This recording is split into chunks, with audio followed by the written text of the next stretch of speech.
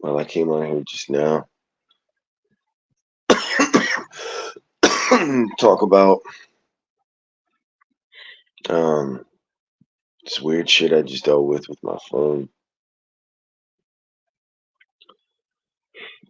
Because I'm sick, I wake up and I go in coughing fits, so I can't get back to sleep. And then, so I pick up my phone, I'm looking through, I'm scrolling, and I found the video from Alternative Homestead about that girl from California and some obituary that you can't find.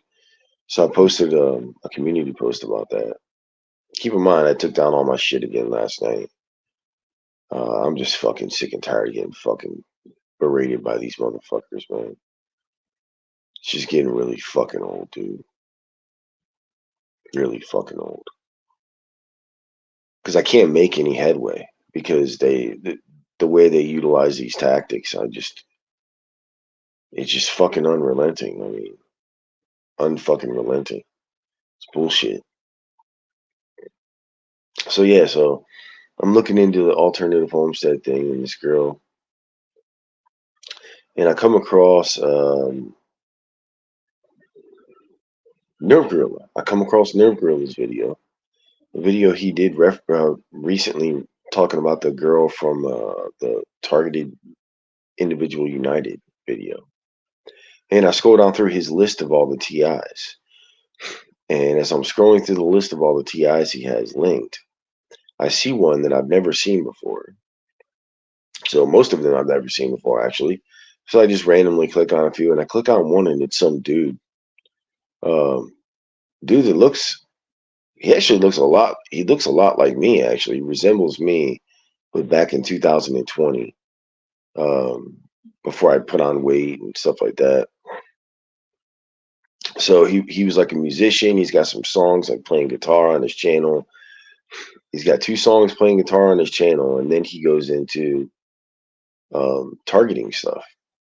So I was watching his testimony, which was fucking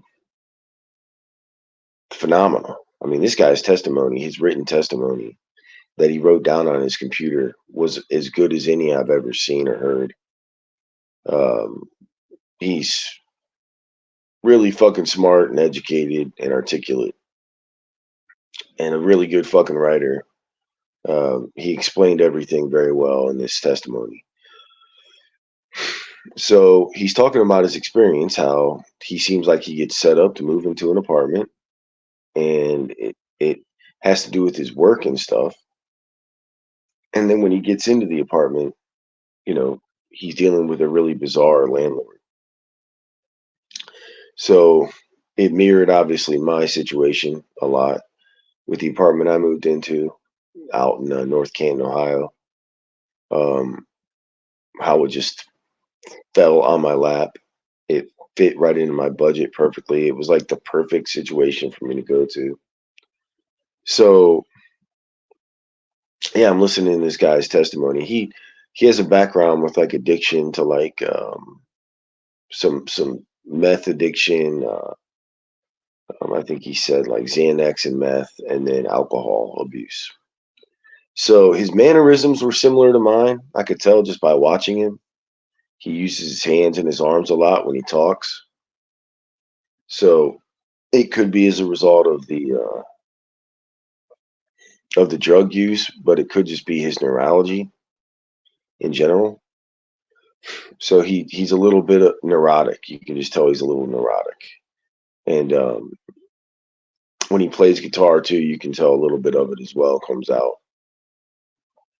So, but all in all, though, he's a pretty good. I mean, he's a pretty good guitar player. He's a pretty good singer, and I didn't find anything off with that. A little bit off, but not too much. I mean, he's better than most. So, anyways, I'm listening. I get to the part two of his testimony videos, and I scroll down to the part two of the testimony videos, and I'm reading through comments as I'm listening to it, and there's some woman down below who comments to him, and she's talking about her son, and I'm reading in the middle of this message. I read everything that she said, and then I'm reading what his response was. He's like, "Hey, yeah, I hope to learn from you more." because this woman like went in talking about a cult and all this weird shit. So I scroll down and I'm trying to read what he's saying and read more from the comment section. And the whole thing just fucking shuts off. Whole entire app gone. And it goes all the way back to my open page from like another version of the app that I had open when I clicked the link to open up the alternative homestead video. Dude, that was over an hour ago. So it shut out that one. I couldn't even find it. Basically, I had to go all the way back to the Nerve Gorilla video. I had to scroll down. I had to find his name. But I just hopped on here real quick to bring it up. There's some important things I wanted to mention um, about like his testimony. Some of the stuff that he talked about. He talked about the V2K, how he had the landlord that was, basically using the V2K and messing with him in his apartment and stuff like that.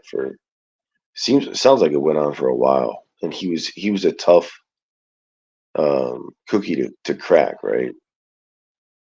So like he was basically a hard target. He was difficult to persuade, like to break down, and then force into light treatment or into institution or anything like that. So I mean that's what happens, right? It's like they use this stuff. They don't really know how it's going to pan out on the individual, how they're going to respond to it, and it seems like it is based on his testimony and now really piecing things together and taking a good, hard, honest look at it. It seems its intention is to force the person into psychiatric care and treatment, but it's mainly for treatment for like addiction issues. Like mine would have been, pornographic addiction, sexual addiction issues, stuff like that. And his would obviously been the drug abuse, things of that sort as well. So, but again, like it's that there's something else there though. Like that's a point I was trying to make with the videos that I had recently on my channel. Is like there's more to it than that. There's like a neurology that they specifically actually go after. It's a certain type of a neurology, and people who typically musically inclined, we see a ton of that. Obviously, with the rap people, and there's a connection between the neurology and um, maybe delusions as it pertains to like ability or skills or talents or things like that. And those are the ones like that are most commonly targeted. Now there could be information that he didn't disclose in the video. Mo onions. Hey, there could be information he didn't disclose in the video. Like who knows? Maybe he had a sexual addiction. Maybe he had a pornography addiction. Who knows? He didn't mention it. Um, I know when my electronics were getting hacked and I was being gaslit, that happened from the jump when I moved in to that apartment. That was the first thing I was dealing with consistently that I was telling people about, and they just wouldn't fucking believe me. Like they wouldn't believe. Like why would that be happening? I would get gaslit just all the time trying to talk to family or friends or anybody about the electronic harassment of all of my electronics, my my Surface Pro, my cell phones. Didn't matter what I did, opening, closing of apps, putting up, you know, stored files that I would have on my computer. I would have files of like videos or things that I downloaded, and they would open them up and just put them on the thing. So I'd come back, I'd open up my computer, and I just had these open files, open videos and files. I never did it, never touched it, never. And the thing that makes my situation even more credible than most is that I wasn't a drug abuser. So I didn't abuse alcohol, I didn't abuse drugs. And I suspect that that's why they couldn't use V2K like heavily on me. But I talked about they used it in the apartment. First of all, they mirrored my best friend's voice, and they used phone conversations that I phone numbers would come through my phone. It would be his number, and it was a mirrored version, a mimicked version of his voice on the other end. But after having conversations with him over 3 years, like I'm very confident now that it was never actually him. The person I thought I was talking to wasn't my best friend. It was somebody else, man. And but because of the spooky way the conversations would play out, I just never poked or prodded.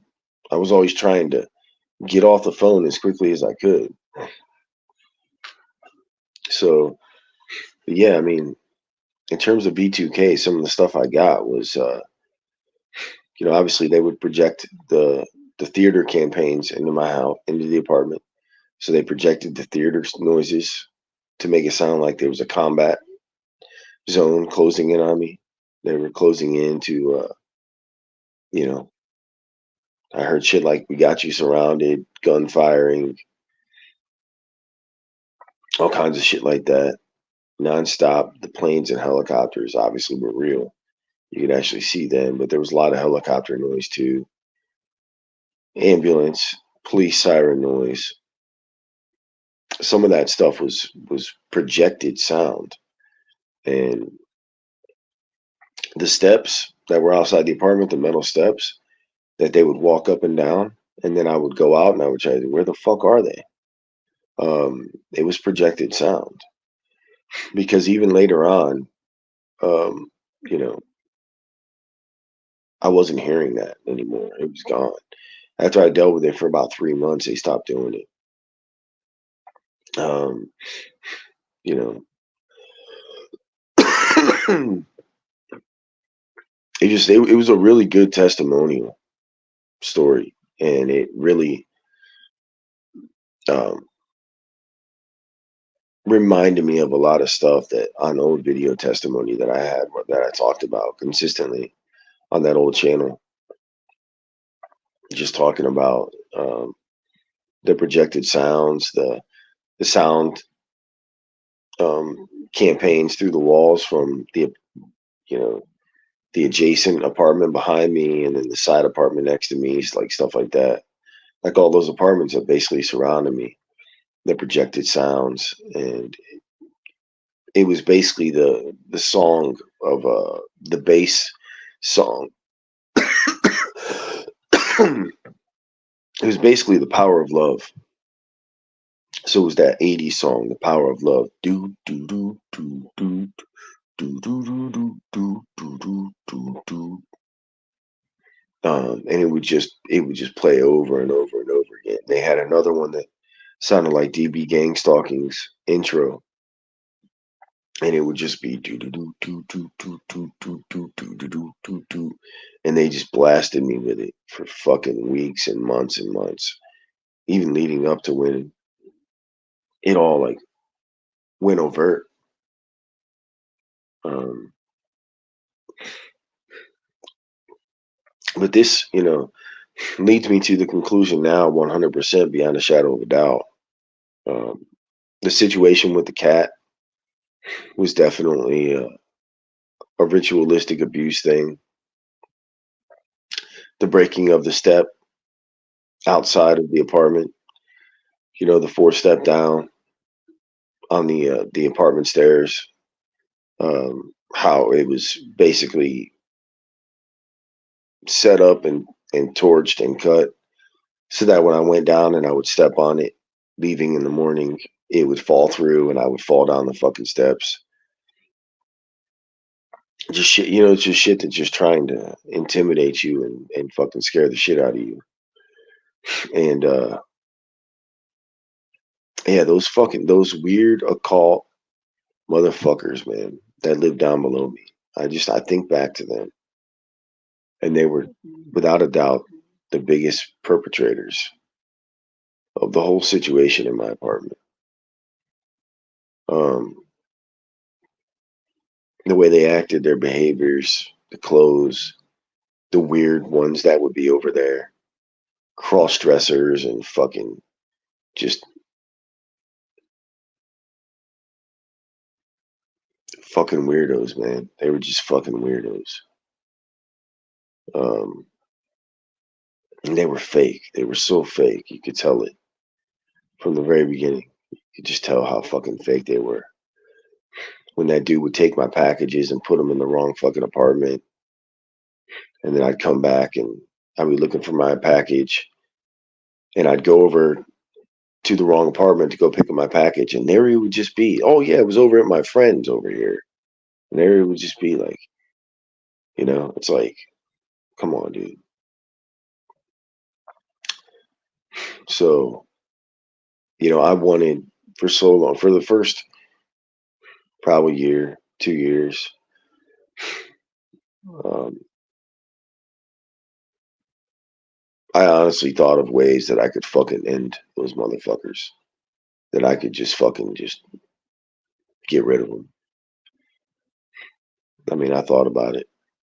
I put in the the laundry room down below, which was underneath my apartment, in between like a couple of the apartments there, and it was next to those fucking occult weirdos apartment on the first floor, the bottom floor, and in that laundry room, which is where the mailboxes were, I uh I put a note in there before I left when I moved out in March of 2021, and I said you have until March of 2023, and if this stuff hasn't stopped by then you know. At that point in time, I was like, I'm gonna come and I'm gonna fucking kill these motherfuckers, man. If they're still here, I'm killing these motherfuckers. It's over. Because at that point in time, you got to think I was 100% convinced of their involvement. I mean, the shit that they did consistently over months and months and months to fucking harass me and fuck with me. It was just, it was too much, man. It was too fucking much. And but obviously, when March of 2023 rolled around, I was working. I thought about it. I had it in my mind. I was like, man,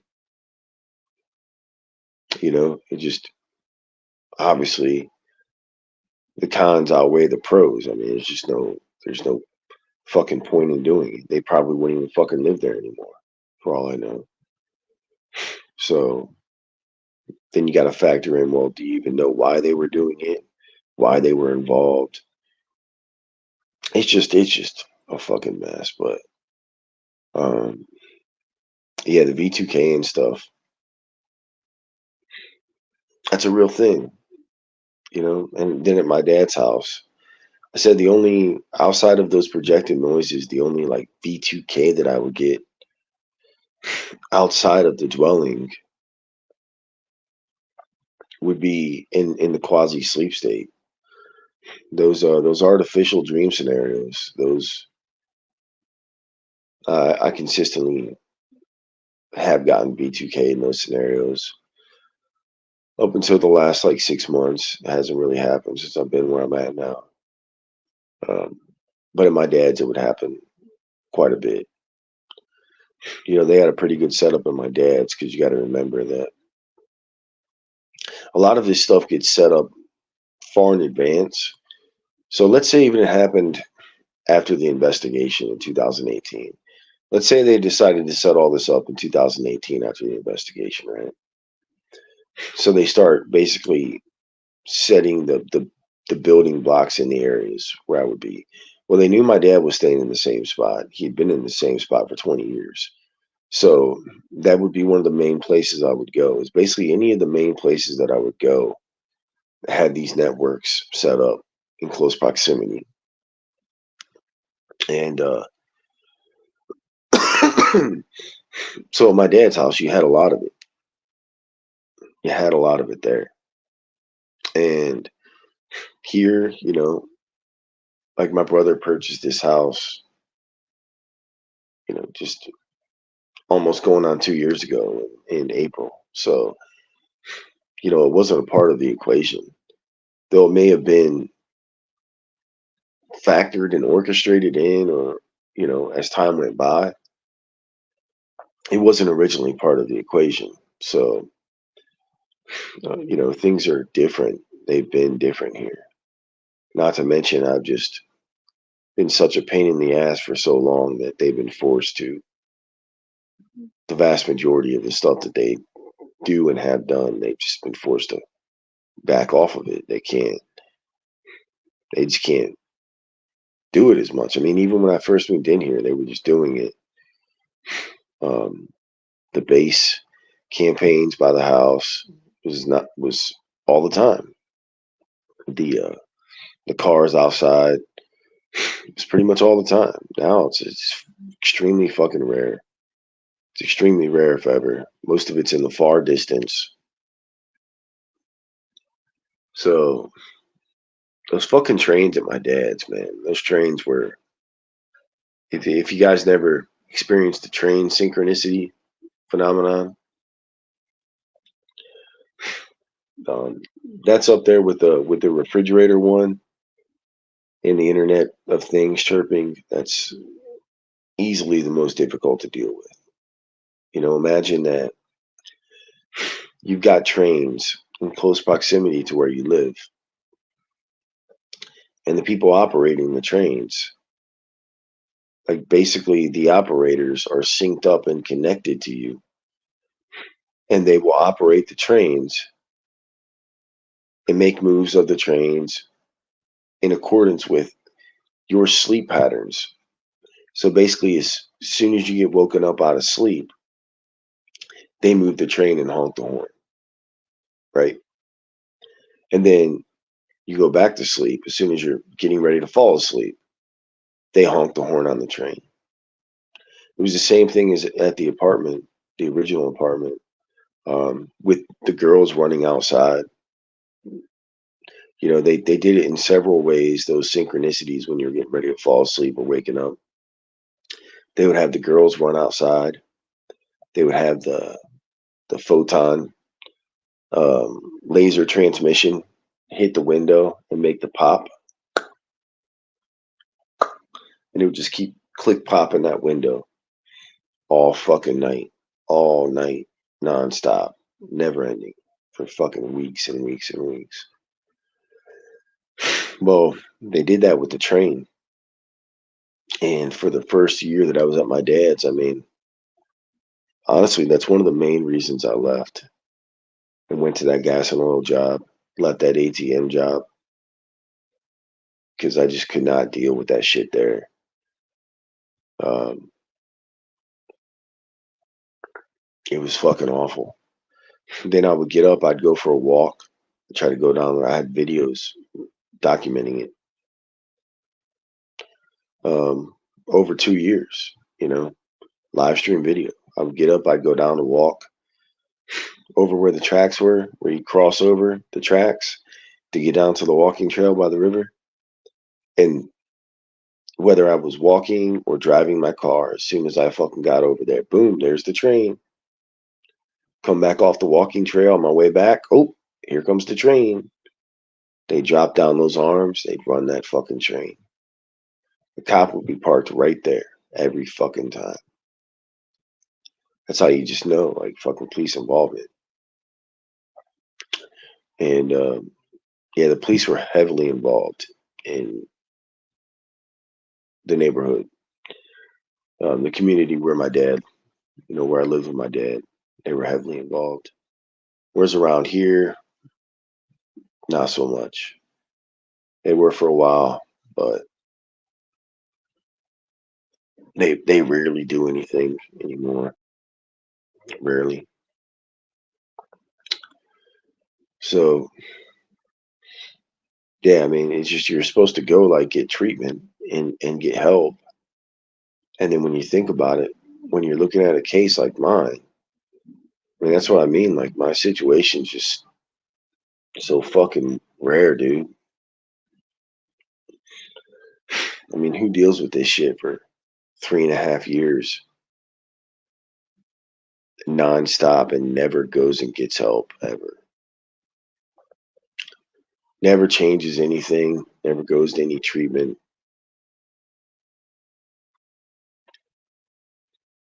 ever does fucking anything except just keep trying to combat it, fight against it, dealing with the harassment at every job.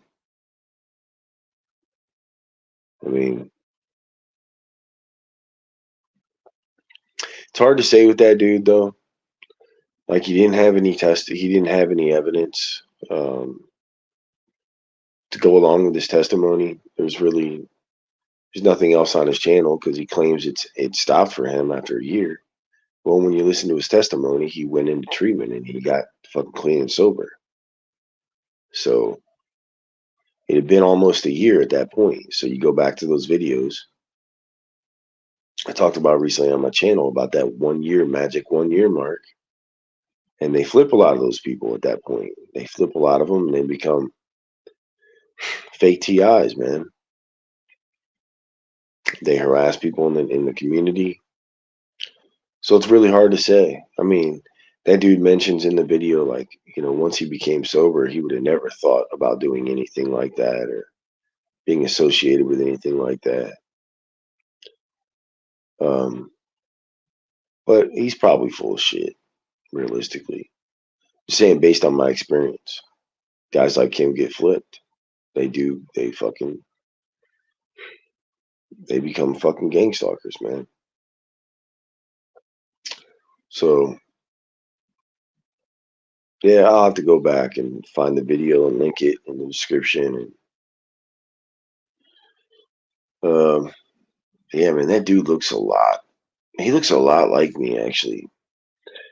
I don't have any of the video anymore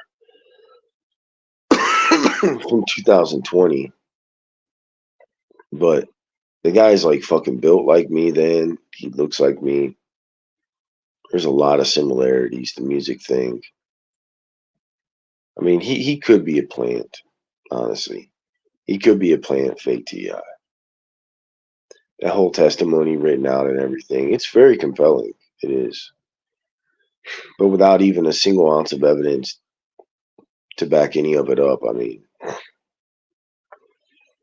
and your targeting just stopped or whatever. It's like you went 2 years dealing with targeting and you never looked up anything about targeting individuals.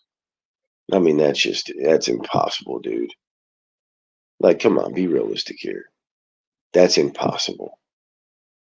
Okay, as soon as I pulled out my phone when it started happening to me, and I was 3 weeks in, as soon as I wasn't afraid to pull out my phone and look into something about what was happening, I mean, and I just did a basic search, cars and people following me everywhere I go. Like, dude, there it was. It's fucking one search, one time. That's all it took. One search, one time. So, and that's all it took to be exposed to it. To see all the videos, find the common testimony, all the terms, everything like that. This shit just seems like ridiculously suspicious, man, with his testimony. But what was really weird when I made this live stream is because when I scrolled down the page and I'm reading through the comments, and then I get to one, and just in the middle of the fucking comment, it just shuts the fucking whole thing down. I mean, why? Why? What was the point? So, but keep in mind, I had this phone that I have right now. Um, this phone was brand new. I'd had this phone for a week.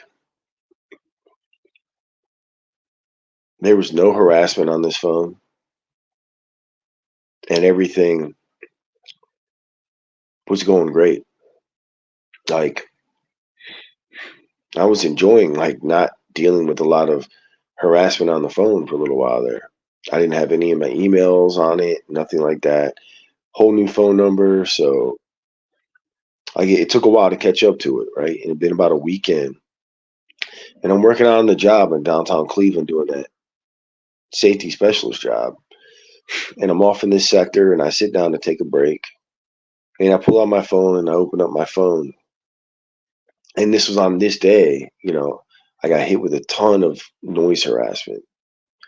There was this bridge that was called the Detroit Bridge or whatever that was like behind me that like went over the area where I was the flats area where I was actually working. And they were just running noise campaigns on that. They were flying these helicopters around over top of me that day. So they were hitting me with a lot of fucking noise campaigns on that day. And so I pulled out the phone and I opened it up to just kind of look and go into fucking I think I was just gonna look at the Indian score or something. And when I opened it up and I scrolled down and I saw that be safe fucking advertisement. It just says be safe. And it was in every single advertisement window opening where you would have any of those advertisements put in on my fucking page. That's the second time that's happened to me. It happened to me once before, where I caught them with that. They did it to me, and I was able to get screenshots and get proof of it. That was in November of last year. Then I got them again with this phone, and when I took the screenshots and I started making a video about it. I mean, like that night when I got off work, I went over. I was working this other sector I had to go up to, and I had my phone. My phone was just in my pocket. Everything was working perfectly. I'd used it several times. It was fine. I get over there to the other sector, waiting, for transport to go back to the base, and it had been about what 2.5 hours at this point in time. I pulled out my phone. I looked at it. I used it real quick. Everything was fine. No issues. So that was about 11:30. I get off at midnight. I hop in my car, drive home. I get all the way back to the house. I pull out my phone, and nothing works. Nothing works. The SIM card, it was like it didn't exist. So I'm opening up the phone. I'm taking out the SIM. This is after again I got that evidence with the Be Safe. Because when I got that Be Safe evidence and the noise harassment evidence, I literally caught the noise campaign harassment evidence on video, all of it, plain as day, with the Be Safe evidence. And I backstored them on multiple different drives, cloud drives that I have, storages. So when I get back to the house that night, this brand new phone that's less than 2 weeks old at this point in time, been working great without a single flaw the whole time. The SIM just not registered. Can't use the phone at all. I can use it. I can hook it up to Wi-Fi. So I hooked up to Wi-Fi. I'm looking out to try to find out, is there something wrong with AT&T? Is there? I'm trying to, you know, use my mom's phone to try to contact to find out anything I could find out about outages. Nothing. Um, it went on like that for 5 hours. 5 hours, my phone was just dead. Couldn't do anything except Wi-Fi connect. I took that SIM out. I cleaned it. I inspected it. I did everything. Then it just works again. No rhyme or reason, you know? So that's the reason I bring that up is because the capability of what you're dealing with, um, which is it. The best way to describe that type of technology is just it's just a basic type of a stingray device. I mean, everybody pretty much knows what law enforcement stingray is. Well, that seems to be the most likely culprit that does a lot of that phone manipulation. It's like some type of stingray device network that's set up in the area around where the target is, and that can triangulate on the phone at any time, shut it down. I had the video I did in summer 2022. My daughter was over at my dad's. Um, I had that awesome Note 20, that really expensive phone that I had, and me and my daughter walked down. We went to the movie theater, which was a few blocks down, where I would go to my gym and everything from the house. We walked to the movie theater. We're on our way walking back. It's actually the end of summer, so it's like September. And as we're approaching the house, they're running a street theater skit up in front of these houses where like these college kids would live and stuff like that, right? So I'm walking, it's pitch black dark. They're running the street theater skit, and I got fucking pissed off because like I get pissed off. I would get pissed off when they would just do that shit blatantly, obviously, in front of my daughter. You know, like we already had several instances of things that have been happening over, obviously, over 2 years at that point in time. So it would piss me off. So I'm like, okay, well, they're gonna play these dumb games. I'm gonna call police fucking dispatch. So I call police dispatch, and I'm reporting the street theater that they're doing. Okay. And in the middle of the phone call, talking to dispatch with what I'm claiming is an emergency, these people are, it's a safety violation. It's an emergency. Somebody's going to drive down the road. Basically, the way I worded it to the dispatch, somebody's going to drive down the road and smack right into this car that's in the middle of the fucking road with hazards on. And it's people who have gotten in and out of it. It's completely operational. So it was a legitimate call, right? You understand? So in the middle of that call, they shut my whole phone down.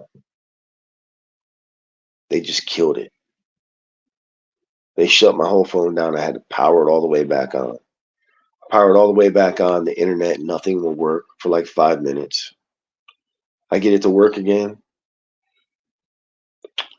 Wait, wait, wait. I'm expecting, you'd think I would get a call back from dispatch, right? Saying, hey, we lost your call. That's what they're supposed to do. If your call gets lost in an emergency, they're supposed to call that number back. No, they never fucking contacted me. They never called me back. Right after that shit happened with my phone, and my phone powered back on 5 minutes later, I was able to actually get connection to it again. Those people drove off. It's, I mean, what are you going to do against that, dude? Realistically, what are you going to do against that? There's nothing you can do against that. They can just shut your phone off if they want. They hack it remotely. It doesn't need any. It doesn't, like I said. It's fourth dimensional technology. It's remote viewing technology. Okay, it can access into any electronic device. Any electronic device that can be accessed by a network, it can get access to remotely and bypass any encryption or firewall. It doesn't need permission, and it can influence it. It may not be able to do everything to it, may not have full control of it, but it can just influence it. Like the ATMs, it can shut the ATMs off. It could reboot the ATMs when I was in the middle of working on them.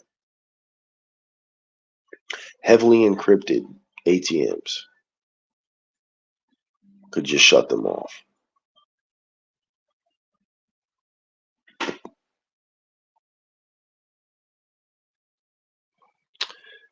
You know, I talked about those pumps, those pumps I worked on out there in the fracking. Could just shut the pump off. It could just kill an entire pump in a fleet of a frac crew. And it could just signal me, so I would get the signal, and then right afterwards just kill pump 12. Shut it down. Pump 12 shut down. Lose pressure when a pump goes down like that. Messes up the whole stage, right? Said go over there. I've talked about this so much. How could I not be telling the truth? I've talked about this so fucking much in such fucking detail that I'm obviously 100% accurate and correct. There's just no way around it. Okay. So they send Jimmy. Jimmy goes over there. He's the maintenance guy. Specs it. Runs the codes. Nothing. Detects nothing. Just like the ATM gave no indicator of the action that it did. It would just take it out of maintenance mode, put it in service mode, and it would give no paper trail, no electronic transmission trail to confirm the steps, which is how all electronics are supposed to work. It doesn't need it. It doesn't need that. Doesn't need that. So when people talk about their cell phones hacked, this is why, like, Nerve Gorilla is just a fucking retard to me. I mean, I hear him fucking talk, and it just, this is why, like, yeah. I mean, I've said this 100 times. Uh, when I had the conversation with Nerve Gorilla on the phone, and or several phone interviews in the very beginning. Uh, yeah, like it was just it was blatantly obvious that either Nerve Gorilla is just complicit, or he just honestly, as much as he knows, there are just some things that he just cannot know, and that is one of them. He just can't know that there's fourth dimensional technology that can remote view, and as a result of its ability to remote view, it can just fucking bypass any fucking firewall or encryption. Doesn't need permission. So he just doesn't, he can't get that through his fucking thick skull. He cannot get that through his thick fucking skull. Well, why doesn't this happen to me? Well, Nerve Gorilla, have you even fucking watched the countless live streams? Like, okay, he's watched how many videos from targeted individuals? Has he has he not seen in the 2 years in overwhelming number of live streams where people talk about the connection issues, everything happening over and over and over and over and over again. And you don't hear the same things mentioned or referenced or talked about in regular people doing regular videos. There's something about mentioning gang stalking and talking about it, and your electronics just getting your connection just getting fucked. Okay? Like, the proof is there, dude. It's fucking there. It's not rocket science. But whatever.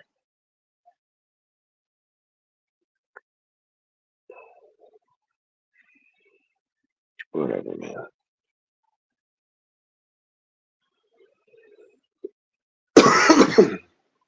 So, um, my brother, when my brother was battling his addiction um, to opioids and pills, um, this is back, I don't know, maybe around 2010, 2011, something like that. somewhere in that time period. He uh, he woke up one day, and what led him into recovery, why he went into recovery and went in to get treatment, and he never took opioids again. He never did drugs again. Was something was messing with his TV, and it was gaslighting him on the TV, and he thought it was divine intervention. He thought it was divine intervention telling him that he had to get sober and all this crazy shit. He's told me that story, and it's like, dude, you just can't, you just can't fucking. This shit's been happening for a long time, a long time. All it takes is basically a track record of an individual having addiction issues, obsessive compulsive issues, addiction issues, and having attempted to be clean and recovered, or went through some type of recovery or some type of a clean period. And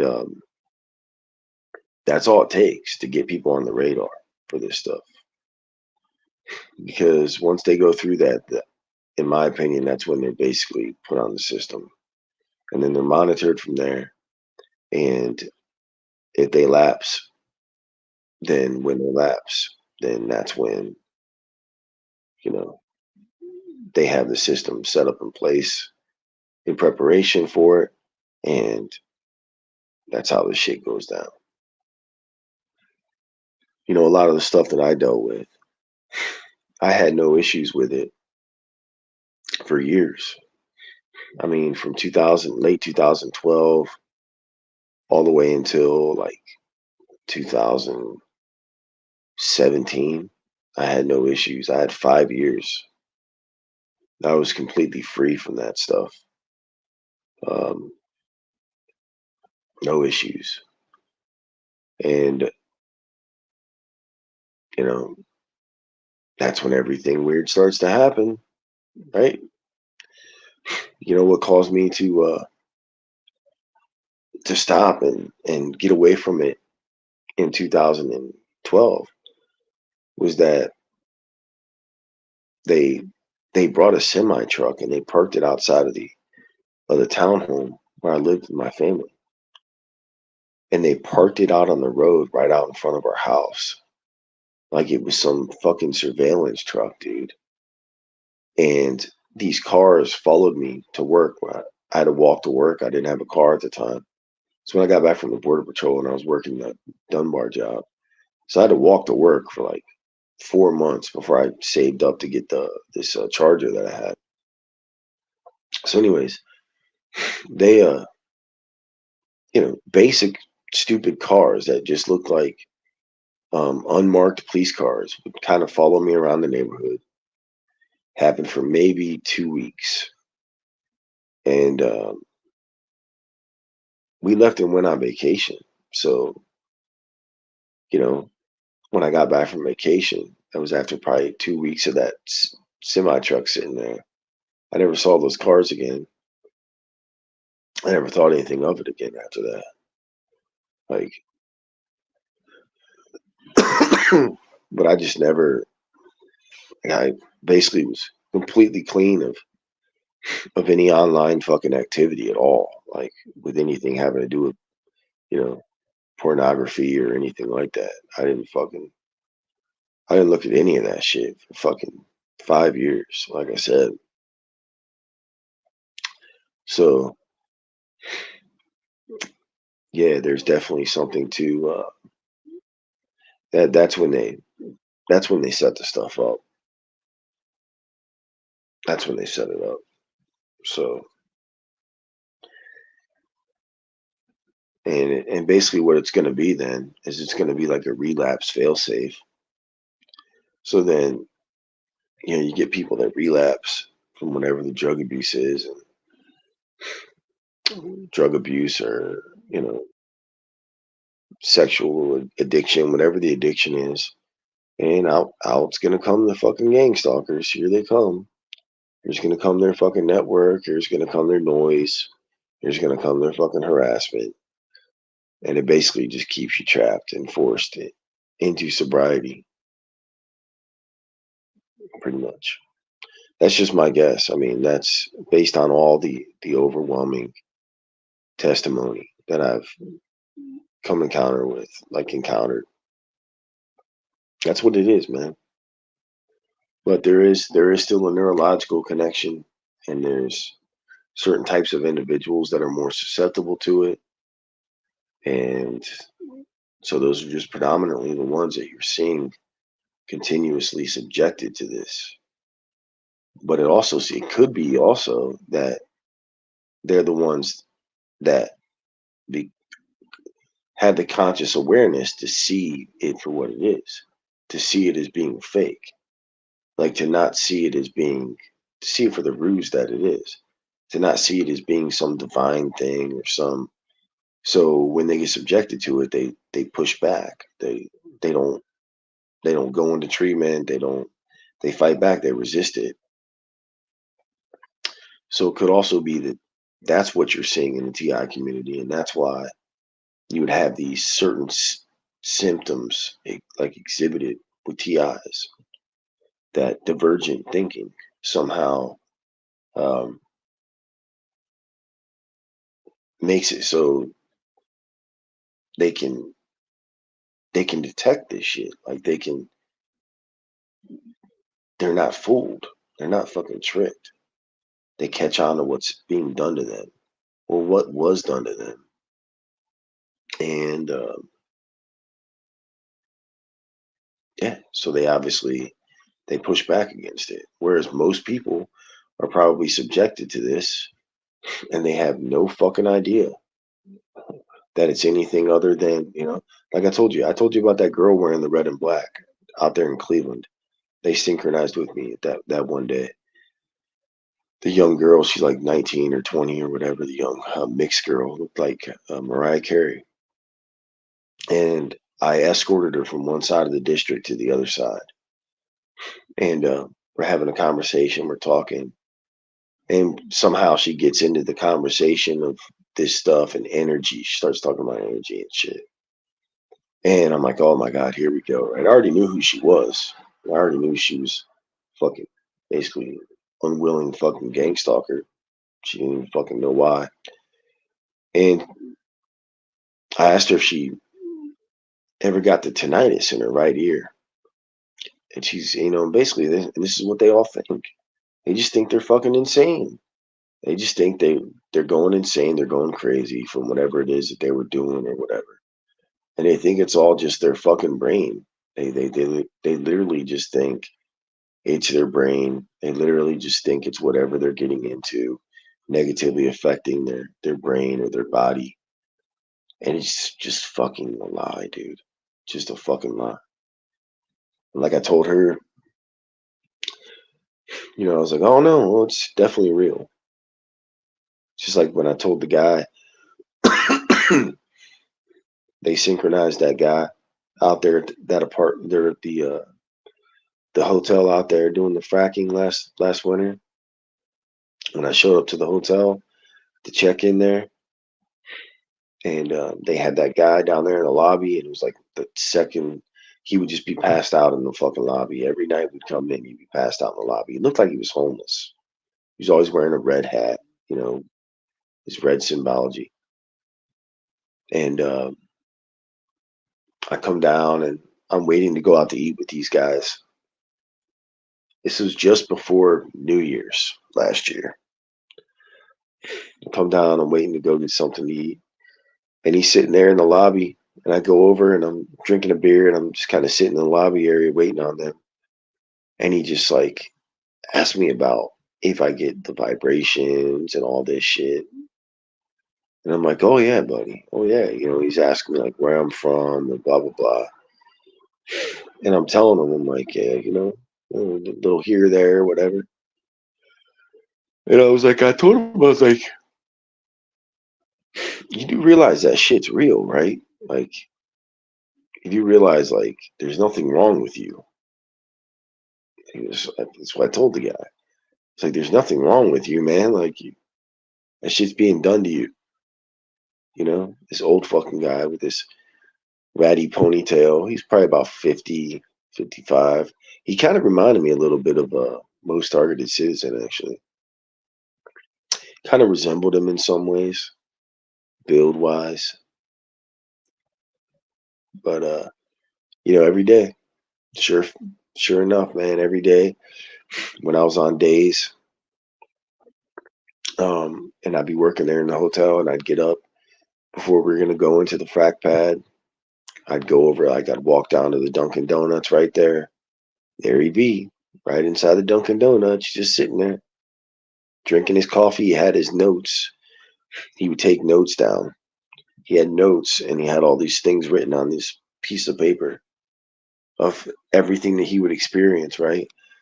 And one time he was in the bathroom and his shit was sitting there, and I'm in there.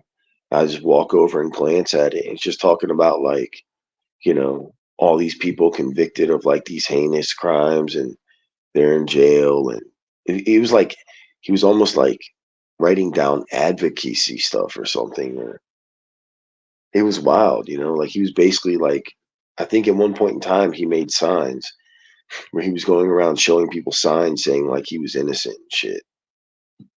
You know what I'm saying? Like, it's just fucking crazy, dude. It's just crazy. They had that dude just completely fucking. He drove the little red pickup truck. Little red pickup truck. He was a little schizophrenic, little schizophrenic, little fucking, Illuminati schizophrenic guy. Fucking old guy.